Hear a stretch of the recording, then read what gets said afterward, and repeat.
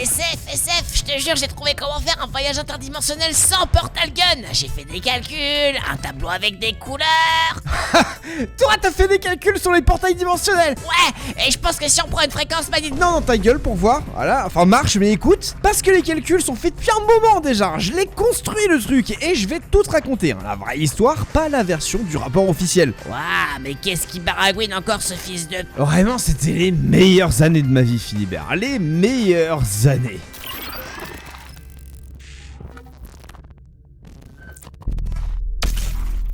Alors, tout ça commence en 1972 dans un laboratoire du Tennessee avec un type qui s'appelait Ivan Beck. Une machine à champ magnétique et le coup de bol scientifique le plus dingue de tout le XXe siècle. Avant de commencer, il faut que tu saches un truc sur cette époque, hein. Vraiment c'était l'âge d'or, il y avait les gens brillants, un projet complètement fou et assez de financement gouvernemental pour ne pas avoir à justifier chaque dépense à un comité RH. Franchement tu reverras jamais ça, aujourd'hui on te fiche le putain de fisc au cul pour un stylo. ASIC, la Acronius Research Institute. Alors officiellement c'était un laboratoire de recherche pour des solutions de stockage alternatives. Officieusement on essayait d'ouvrir un portail dans une autre dimension. Et pour être totalement transparent avec toi, on a réussi. Et c'était pas si compliqué que ça en plus. Il y avait pas mal de gens qui bossaient à ASIC, hein. Il y avait Philip R. Heyman, le président fondateur, un génie d'ingénieur, assez mauvais manager, mais on lui pardonnera parce qu'il avait des connexions au département de l'énergie. On avait Ivan Beck, le vice-président, le cerveau derrière tout ça, le type qui avait eu l'idée de base. On avait aussi Marvin Lee, un bon petit chouchou, pas stressé pour dessous dans des situations où n'importe qui aurait déjà rendu son tablier, et Peter Tench. Bon.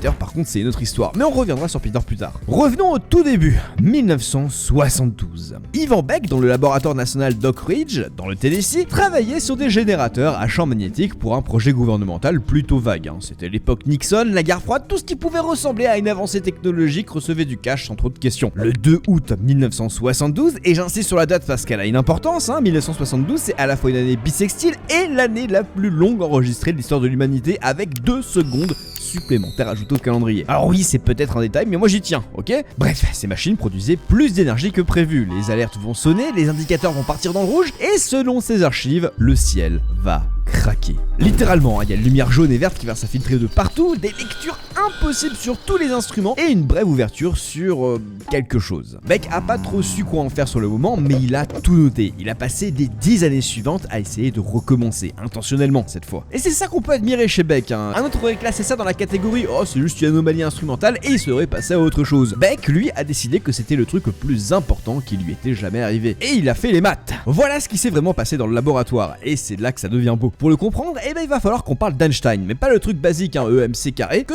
tout le monde connaît, on va plutôt parler du truc avancé que presque personne ne maîtrise. La relativité générale de 1915, c'est l'équation du champ d'Einstein. Elle dit que la distribution d'énergie dans l'univers détermine la courbure de l'espace-temps. C'est comme une boule de bowling qui déforme un trampoline, ça c'est connu. Ce qui est moins connu par contre, c'est la théorie d'Einstein-Cartan. C'est une extension de la relativité générale développée dans les années 1920. Elle rajoute un élément. Si tu as de la matière en rotation intense, elle génère non seulement de la courbure classique, mais aussi de la torsion, une déformation rotationnelle du champ de l'espace-temps lui-même. Beck avait construit sans le savoir un générateur dont la géométrie des champs magnétiques correspondait exactement aux conditions requises pour créer de la torsion d'Einstein-Cartan. La densité d'énergie, la rotation des champs, la géométrie, tout ça s'alignait parfaitement par accident. Et pendant quelques secondes, l'espace-temps local s'est perforé. C'est ça que j'ai toujours trouvé fascinant là-dedans, c'est que la torsion d'Einstein-Cartan était théorisée depuis les années 20, mais personne n'a jamais eu les couilles ou les moyens de la tester expérimentalement. Et Beck, lui, a réussi par accident. Et avec du matos des années 70 et probablement pas assez de café. Donc franchement, GG à lui. Donc,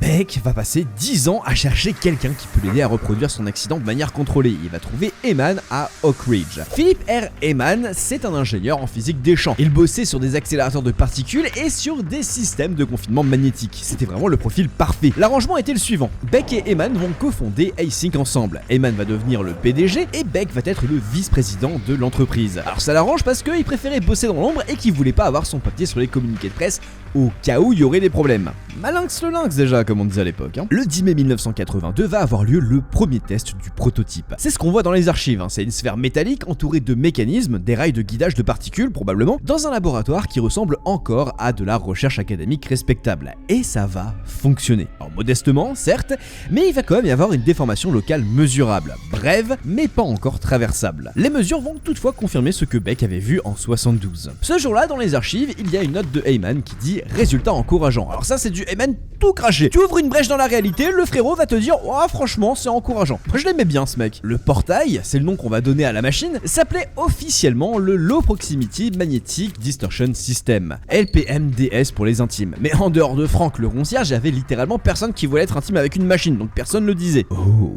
tu sais que tes boulons me laissent pas indifférent. Personne pouvait blairer Franck. Bref, en décomposant le nom, on peut obtenir le Low Proximity, des champs concentrés à très courte distance, Magnetic Distortion, des champs en vibration variable, pas statique, et System, plusieurs composants coordonnés. Le parallèle le plus direct avec la physique réelle serait les tokamaks. Un tokamak, c'est un réacteur de fusion nucléaire qui utilise des champs magnétiques tordus en tor pour confiner un plasma à des millions de degrés. La géométrie des champs dans un tokamak, une composante toroïdale et une composante poloïdale, se combinent en hélice, et c'est précisément la géométrie qui génère la torsion d'Einstein-Cartan. Sauf que nous, on s'en battait les couilles de la fusion nucléaire. Nous, ce qu'on voulait, c'était utiliser la torsion résultante pour déformer la topologie de l'espace-temps au-delà d'un seuil critique. Au-delà de ce fameux seuil, on va créer un pont d'Einstein-Rosen, un trou de verre traversable, la porte vers les backrooms. Le truc que les gens comprennent pas quand on leur parle du portail, c'est que c'est pas vraiment un engin magique, c'est de la physique. C'est très avancé, très risqué, mais ça reste de la physique. On avait des équations, on avait des modèles, on savait ce qu'on faisait,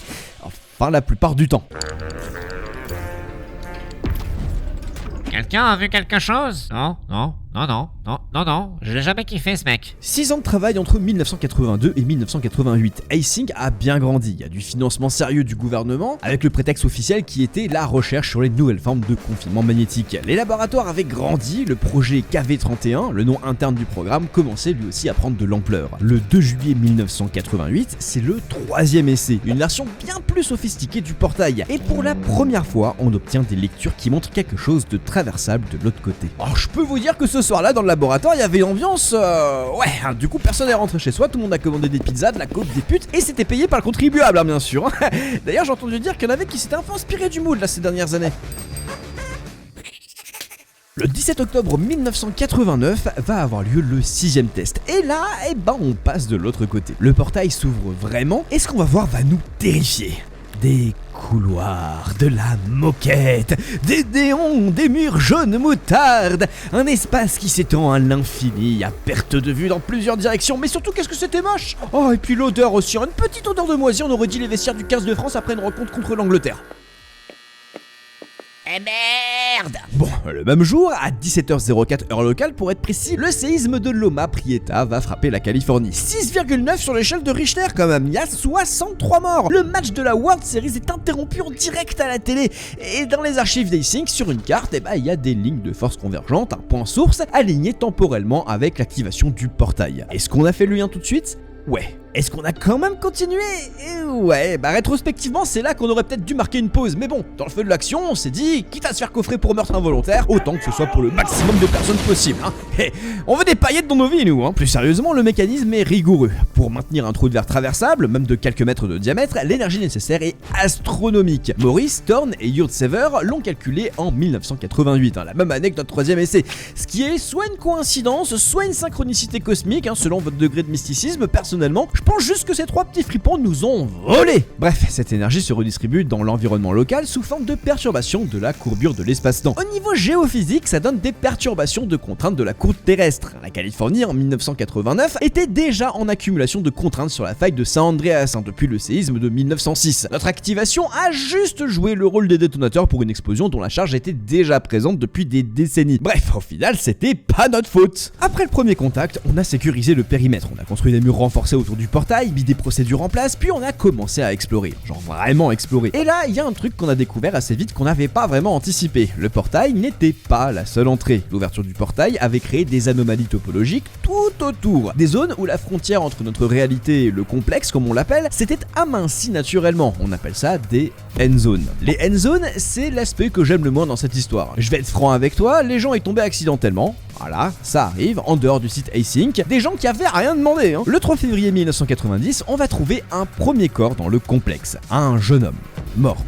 sait pas trop comment ni pourquoi, mais en tout cas il était on ne peut plus canax. Il y a eu un rapport d'autopsie, et il était formel, détaillé, dans les marges quelqu'un avait écrit à la main, c'est pas la première fois. Voilà, bon, c'est le moment où ça devient un peu moins drôle, mais on continue parce que la science, elle n'arrête jamais d'être fascinante. Pour comprendre les end zones, il faut parler du principe d'exclusion de Pauli. C'est la raison fondamentale pour laquelle la matière est solide. Wolfgang Pauli l'a formulé en 1925. Deux fermions identiques, des particules de matière, électrons, protons, neutrons, ne peuvent pas occuper le même état quantique simultanément, ce qui a pour conséquence macroscopique la répulsion de Pauli. Les atomes de ta main et les atomes du mur, par exemple, se repoussent, tu peux pas passer à travers, tout va bien. Une end zone, c'est un endroit où la déformation topologique créée par le dispositif a établi une connexion infinitésimale avec les backrooms. C'est un trou de verre à l'échelle subatomique. Dans ces conditions, la fonction d'onde d'un corps traversant ce point a une amplitude non nulle de l'autre côté. C'est le principe de l'effet tunnel quantique. Le fait qu'une particule puisse traverser une barrière énergétique qu'elle n'a classiquement pas assez d'énergie pour franchir de base. Les end zones vibrent à une fréquence spécifique quand elles sont actives. On avait des instruments pour les mesurer, histoire de pas tomber, et il y a même une jeune femme dans son garage qui a découvert la même chose mais avec une règle. Le 29 février 1990, encore une année bissextile d'ailleurs, décidément, on envoie une équipe documentaire à l'intérieur. Caméra, combinaison hazmat, bref, la totale. Le but c'était de comprendre vraiment ce qu'on avait en face de nous. On va y passer des mois à calculer, à modéliser, à se faire des films sur ce que ça pourrait être, et quand t'ouvres la porte, tu vois de la moquette marron. Des néons, du papier peint jaune moutarde, encore et encore, des couloirs qui s'étendent à l'infini. C'était banal, mais absolument impossible en même temps. Un immeuble de bureau américain des années 70 décliné à l'infini sans aucune fenêtre sur l'extérieur parce que y a pas d'extérieur. Enfin pas qu'on sache. On a passé des heures et des jours à cartographier, à mesurer, à essayer de trouver les limites de l'espace et on n'en a pas trouvé. Lors de cette expédition, un de nos chercheurs s'est séparé du groupe, Peter Tench. Il a disparu dans un couloir, là, ses collègues l'ont cherché, mais rien que dalle. Cher journal, j'ai appris la dure loi de la jungle. En ça, Goku il est pas universal parce qu'il est pas venu me chercher dans les backrooms, donc je dois me démerder tout seul. Ça fait des mois, j'ai l'impression que je suis dans cet endroit et je commence à serrer. J'ai l'impression que les champignois sur le mur ils sont en train de bouger, mais c'est totalement con, Fictif me disait que c'était vide. Après, j'ai pas trop écouté ce qu'il disait non plus. La question que tout le monde se pose, c'est comment un espace apparemment infini peut exister de l'autre côté d'une porte de 3 mètres de large? C'est la question qu'on s'est posée aussi, et la réponse est dans la topologie mathématique. Un endroit peut avoir une métrique locale normale, c'est-à-dire ressembler à notre espace familier qu'on voit tout autour de nous, mais avoir une structure globale complètement différente. Un tore, par exemple, la surface d'un donut, est localement plate, mais globalement finie et bouclée. L'espace des backrooms, c'est différent, c'est localement normal, mais globalement non borné. La physique théorique a un framework pour ça, c'est les variétés de Calabi-Yau. Ce sont des espaces à 6 dimensions, compactifiés, qui apparaissent dans la théorie des cordes comme des dimensions supplémentaires cachées de notre univers. Ce qu'on pense maintenant, c'est que le dispositif n'a pas créé le complexe, il a juste ouvert une porte sur quelque chose qui existait déjà dans les dimensions compactifiées de notre univers, un secteur où ces dimensions se sont déroulées. Quelque chose de très vieux, donc peut-être aussi vieux que l'univers lui-même. C'est le truc qui me fascine encore aujourd'hui, on n'a pas inventé les backrooms, elles étaient là depuis le Big Bang, elles attendaient juste qu'on trouve la bonne clé. Salut, t'as pas vu la sortie mon petit gars? On continue direction Mars 90, on installe des caméras fixes à l'intérieur du complexe, des capteurs de mouvement, des micros, l'idée c'est de pouvoir observer sans risquer d'autres chercheurs, parce que même si le marché du travail c'était le feu pour les boomers, faut pas l'oublier, il y a quand même des années d'études pour pouvoir capter ce qu'on fait, et ça court pas les rues les diplômés du MIT qui sont ok pour aller dans une autre dimension pour potentiellement mourir. Et dans la nuit du 5 au 6 mars, après minuit, les micros vont capter quelque chose. Des sons de respiration, mais pas des respirations humaines. Le rythme était trop régulier, trop lent, comme si quelque chose de très grand respirait très doucement dans les couloirs. Et puis, dans le couloir de gauche, on va voir des formes qui ressemblent à des tentacules, flottant dans les airs. Et le détail qui animait toutes les discussions dans le labo pendant des semaines, ces formes ont traversé le mur. Genre ils sont passés à travers comme s'ils n'existaient pas. On appelle ça les lifeforms, ou plutôt les monstres bactéries, même si on n'a pas vraiment de terminologie exacte. Personnellement je les appelais les voisins, ça faisait rire l'équipe, en tout cas ça les faisait rire au début. Les entités ont une origine biologique, c'est confirmé par des traces de spores retrouvées sur les victimes et sur les équipements, et leur comportement pointe vers une taxonomie très spécifique. Dans notre biosphère, il y a un champignon appelé Ophiocordyceps unilateralis, le champignon zombie, il est plutôt connu celui-là. Il parasite les fourmis charpentières, va coloniser leur système musculaire, contrôler leur comportement comportement pour les faire grimper à une hauteur très précise, puis va les tuer et sporule depuis leur corps. C'est une stratégie évolutive d'une précision terrifiante, tout à fait légitime, parce qu'il a développé des composés chimiques qui mimétisent exactement les neurotransmetteurs de ses hôtes, pour pouvoir les contrôler. Les entités des backrooms semblent opérer un peu sur un système similaire, mais à une échelle incomparablement supérieure. En 2000, il y a une équipe japonaise qui a montré que Physarum polycephalum, un slime mold en gros, pouvait résoudre le problème du plus court chemin dans un labyrinthe en intégrant des signaux chimiques sur un réseau de filaments. C'est une sorte d'intelligence distribuée, il n'y a pas de cerveau central mais plutôt un réseau qui va apprendre. Et leur capacité à traverser les murs, on l'a expliqué en se disant que les entités sont natives du complexe. Leur biologie s'est développée dans un espace non euclidien. Le principe d'exclusion de Pauli s'applique dans notre espace de Minkowski et pas nécessairement dans une variété de Calabi-Yau, partiellement déroulée. Pour elle, nos murs sont à peu près autant des obstacles que l'air pour nous. Franchement, une fois qu'on a compris comment ils fonctionnaient, on pouvait s'en accommoder. Le problème, c'est que ça prenait du temps de comprendre. Et pendant ce temps-là, c'était tendu. Bordel de merde! Maintenant, j'arrive à mon épisode préféré, parce que c'était pas forcément le plus agréable, clairement pas, mais c'était là où le complexe nous a montré à quel point il était incroyable. Le 6 mai 1990, Marvin Lee, le secteur 14D.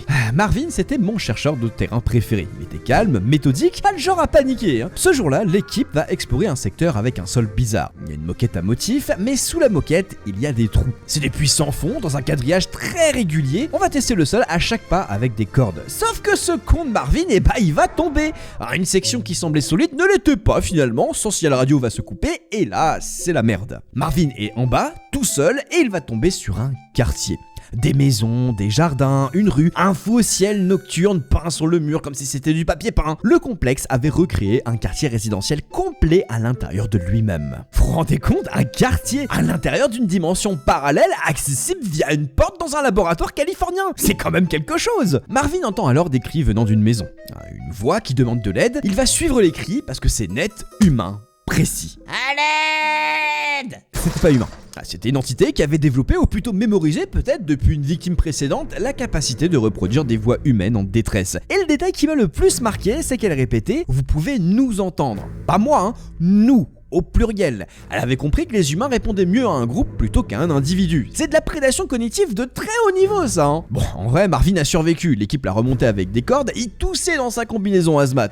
Les spores fongiques du complexe avaient quand même réussi à passer les filtres. Marvin était indemne globalement, mais la question s'est alors posée. Combien de personnes étaient tombées accidentellement dans les end zones et avaient répondu à cet appel avant lui pour que les créatures à l'intérieur nous cernent aussi bien? Le mimétisme prédateur, c'est une stratégie évolutive bien documentée. La pieuvre mimétique peut imiter visuellement 15 espèces différentes. Les orchidées Orphis par exemple peuvent également produire des phéromones de femelles abeilles pour attirer les mâles et avoir une pollinisation plus rapide. Le mimétisme vocal chez un champignon, par contre, ça c'est encore du jamais vu. Enfin pour le moment, on n'est pas à l'abri d'une surprise, déjà qu'on sait que les plantes se vexent quand on les insulte en boucle, alors pourquoi pas? Et pourtant c'est parfaitement cohérent avec une trajectoire évolutive dans le complexe. L'espace est fermé, sans photosynthèse, l'énergie disponible vient donc exclusivement de la matière organique qui entre via les end zones, c'est-à-dire nous.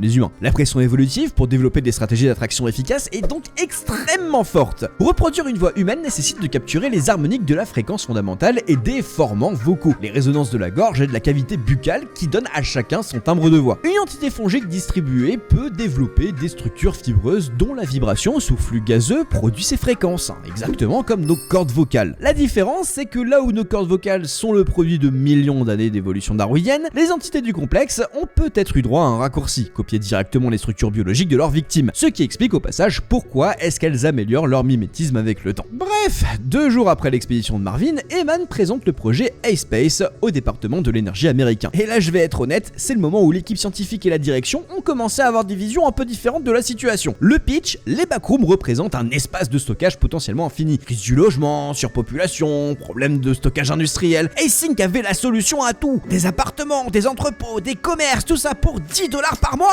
C'est marrant, ça me rappelle quelque chose ça. Moi ce qui me sidérait, c'était pas tellement l'ambition, c'était le timing. 2 jours après Marvin et les champignons prédateurs qui imitent des voix, t'as Eman qui est en train de faire des slides sur des appartements en dimension parallèle. Enfin chacun son truc, mais quand même l'audace. Quelqu'un de l'intérieur a essayé de faire fuiter l'information vers le gouvernement. Dans les archives, on a des captures d'écran bleu avec du texte lisible en sens inverse, pour tromper le gouvernement fédéral. Des lanceurs d'alerte probablement, on n'a jamais su qui c'était. Le 25 mai 1990, Peter Tench, disparu le 29 février, souvenez-vous, rendez-vous, soit 3 mois auparavant, va réapparaître au portail. Et pour lui, il y a que quelques heures qui se sont écoulées. Il va sortir du complexe totalement normalement, il va être fatigué, désorienté, mais dans l'état de quelqu'un qui revient d'une longue journée de terrain. Il sait pas qu'il est officiellement mort, il sait pas que sa famille fait le deuil. Pour lui, il est entré dans un couloir, il a marché, et maintenant ses collègues ont juste tous des têtes à avoir vu un fantôme. En même temps, 3 mois de notre côté, hein. La dilatation temporelle gravitationnelle, c'est une réalité mesurée. Les horloges au sommet des tours radio avancent légèrement plus vite que celles au niveau de la mer. Les satellites GPS doivent corriger en permanence leurs horloges à cause de cette raison. La formule de Schwarzschild est la suivante. Ce qui nous permet par exemple de dire que près d'un trou noir, la dilatation temporelle serait quasiment de 10 puissance 6. Pour revenir au backroom, la métrique de l'espace-temps est fondamentalement différente. Dans une variété de cas bio partiellement déroulés, le tenseur métrique peut avoir des composantes temporelles très différentes de 1, ce qui décuple l'écoulement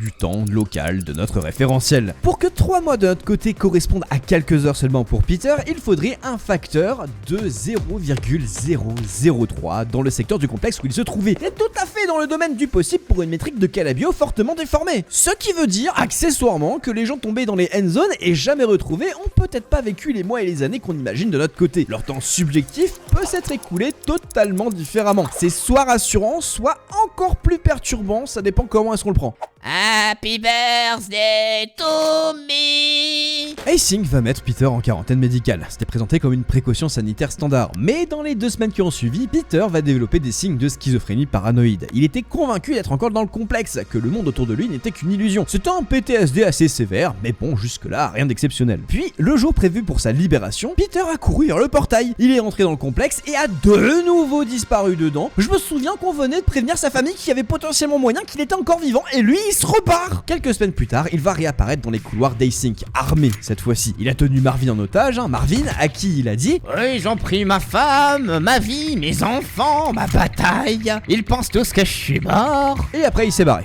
Sauf qu'il y a personne qui lui a demandé de retourner taper la discute avec les voisins alors qu'il était rentré. Il est totalement con ce Peter. Dans les dernières images récupérées, on voit une ville et quelqu'un qui ressemble à Peter vivant en bas à droite. Peter, si t'écoutes ça, et je sais que tu écoutes pas parce que t'as probablement 70 ans aujourd'hui dans une ville perdue quelque part avec un sonotone collé à l'oreille, tu me casses les couilles. Et en plus tu me dois toujours 2 putains de bitcoins que tu devais me filer le 5 janvier à l'époque. J'attends toujours et j'oublie pas. Le 4 juillet 1991 à Novato en Californie, il y a un gamin qui s'appelait Kane je crois, qui va tourner un court-métrage avec ses amis dans la rue. Il recule pour avoir un plan plus large et là, il no-clip. En pleine rue résidentielle à des kilomètres du laboratoire d'Hastings. C'est la faute à pas de chance, vraiment, on n'y peut rien. Les end zones s'étaient multipliées bien au-delà de notre périmètre. La déformation de l'espace-temps se propageait, des fissures dans le tissu de notre réalité apparaissaient n'importe où, n'importe quand. Kane a erré dans le complexe, il a trouvé des graffitis sur le sol, des flèches, des avertissements, ne bouge pas, faut rester statique. Quelqu'un d'autre était passé avant lui et avait appris à ses dépens comment les entités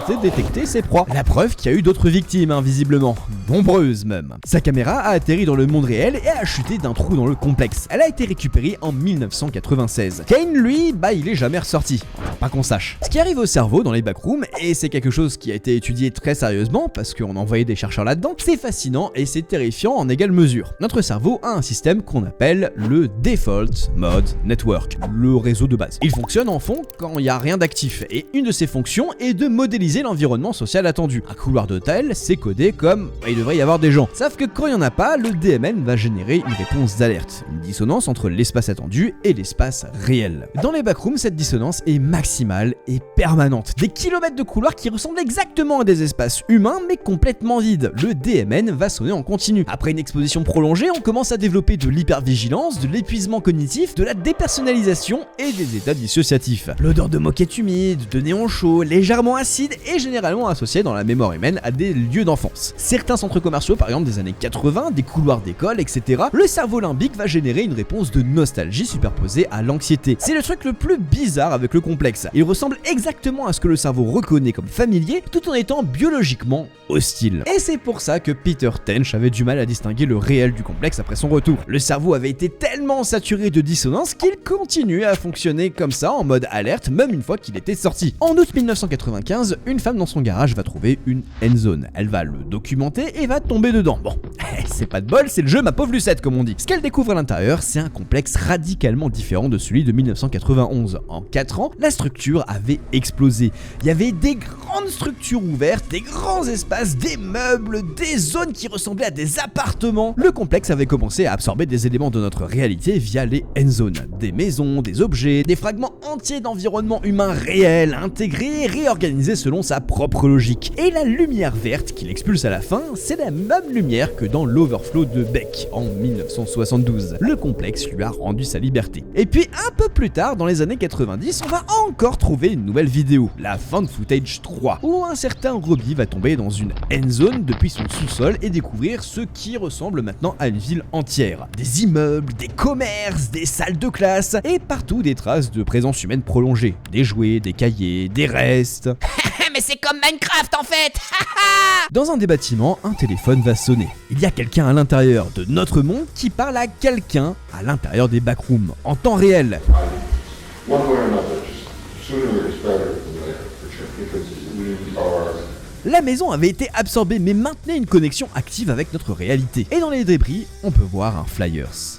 Daté de 2022. 2022, hein, non, 1995. Le complexe ne distordait plus seulement le temps localement, et il était en train d'aspirer des pans entiers de la timeline dans ses couloirs. Passé, présent, futur, tout ça mélangé dans un même espace. Ce qu'on observe sur la période 1991 à 1995, c'est une croissance, c'est une complexification, une absorption progressive d'éléments de notre monde. Pour comprendre comment ça fonctionne, un concept de physique et de biologie existe, l'émergence. L'émergence, c'est la capacité d'un système à développer des propriétés de haut niveau à partir de règles locales simples. Les fourmilières, les cerveaux, les marchés financiers sont par exemple des systèmes émergents. Les propriétés du système ne se réduisent pas à la somme de ses parties. Le complexe fonctionne comme un système émergent à très grande échelle. Les end zones sont ces points d'absorption de matière. La matière absorbée est réorganisée selon sa logique interne qui semble privilégier les architectures familières aux humains, maintenir une apparence de normalité et créer des environnements fonctionnels. Ma meilleure hypothèse, c'était que le complexe a coévolué avec ses habitants fongiques. C'est un espace qui ressemble à quelque chose de familier, qui attire mieux les humains, qui sont les meilleurs apports nutritionnels pour les champignons, et donc il va tout mettre en œuvre pour les attirer. La logique d'absorption, elle est pas aléatoire, elle est orientée vers la capture et la rétention de matière biologique. Le complexe apprend.